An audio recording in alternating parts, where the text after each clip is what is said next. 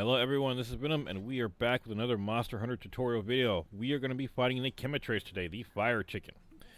Now, if you played since the last time, you probably should have had some time to play around and mess with the game. You would have fought the Chupacabra, you would have had time to go around the map, so by now you should have been able to upgrade your weapon to the next stage, so you should be good to go to fight the next monster. The next monster is going to be the Quematrice.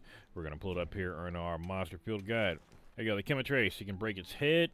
Its weak point is its neck, and its tail is severable. So if you're able to take out its tail, do enough slicing damage to it, or do enough damage to it and then slice it, which you need a slicing weapon for, you will be able to slice the tail off and carve it.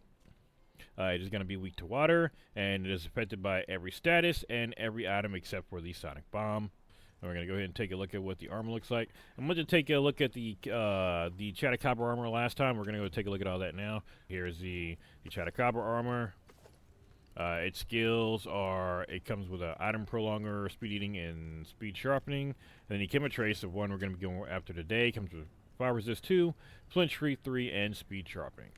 So we are going to go out and hunt one right now. Now this time we're going to be coming with our full complement of items. You should be able to, learn your crafting list. Go ahead and make sure you take a look at that. It'll tell you whatever you need to make these combinations. You should be able to get yourself plenty of potions and mega potions right now. You should also be able to go ahead and start making your traps. Now, it's going to take a bit to make the trank bombs. The sleep herbs and parashrooms, you're going to have to go out and gather them. Make sure you go ahead and gather yourself quite a bit of them so you can make a lot of trank bombs. And then make yourself quite a few shock traps and pitfall traps. You can buy the trap tools from the provisioner, and you can make the nets from ivy and spider webs. You can go ahead and do a little bit of gathering. You don't necessarily have to get these, but these will make your hunts quicker, especially during the story. I am going to try to trap monsters whenever I get a chance to, if I'm able to. So go ahead and make sure you got access to those. Here are the items that I tend to use. Here's my item loadout. Here we go. So I bring my Thunderbolt capacitors so I can make myself more shock traps. I got my trank blades. I got some flash pods. Got 2 traps. 2 trap tools so I can make 2 more traps, my trank bombs. I bring herbal medicine just in case I get poisoned. It's a common enough effect monsters give you that I really want to make sure to get rid of it. It does damage over time to you. Ration, well done steaks, max potions, mega potions, potions. For the most part, I'm only ever using the potions and the trap tools. I mean, most of this other stuff is just in case stuff, but this is pretty much standard. I bring this to pretty much every hunt. I need to go ahead and unlock the charms. Those will be a permanent part of it once I do, but I have not done that. But let's go ahead and hop out of here and get our Quematrice loaded up.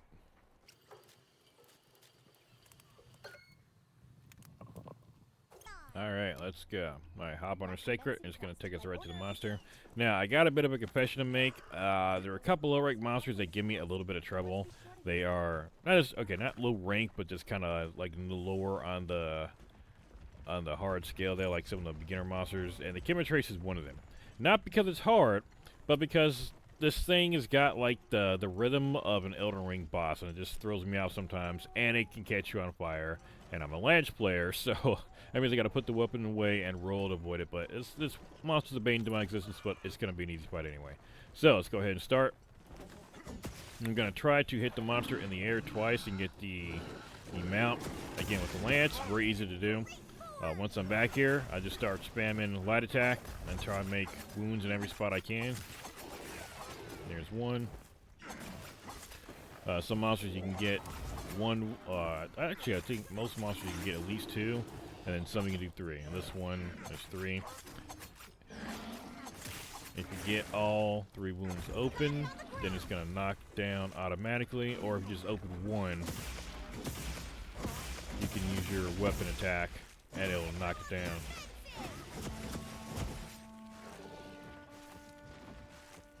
But the wounds were also closing too. So we're going to start using our counter more whenever we can. Watch out for his tail. That thing is a pain in the butt. Now, it's not really hard, like I said. It's an easy enough monster. It just kind of gets me sometimes. The way it moves, I think it's going to attack and it's not going to attack, or it's tail attack. I think it was doing I think I just kept missing the timing on some of his tail attacks. Like right there. There we go. That tail follow-up, I think that kept catching him before. There we go, on the ground. Again, the weapon I'm using right now is just a Hope 2.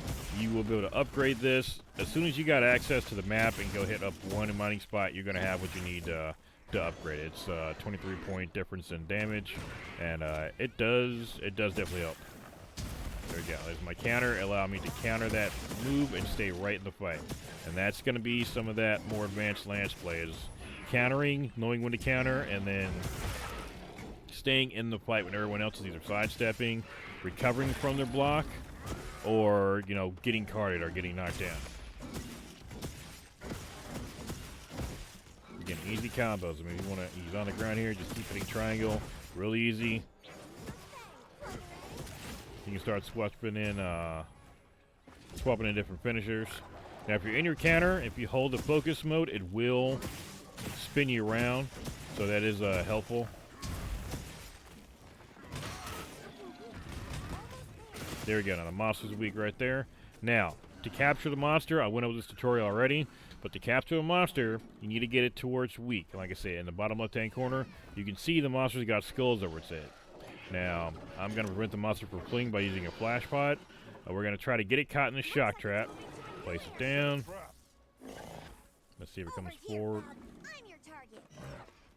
Nope, it's going to try to escape. Oh, no, let me see if I can stun it. There we go, he's blinded. Okay. Put the trap down. Once it's down, it'll stun him. Could have sworn I put that down. Seriously, this is just embarrassing. Let me pick it up again. Seriously, I picked it up. Okay, I gotta stun this thing again. Alright. One more friggin' time. I swear I've done this before. I'm just gonna put the trap in front of him.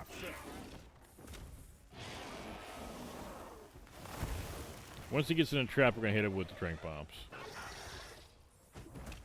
Okay. 2 trank bombs on him. There we go. He's down. That was a bit embarrassing, but that's how you capture a monster. Now, capturing the monster means you don't gotta slay it.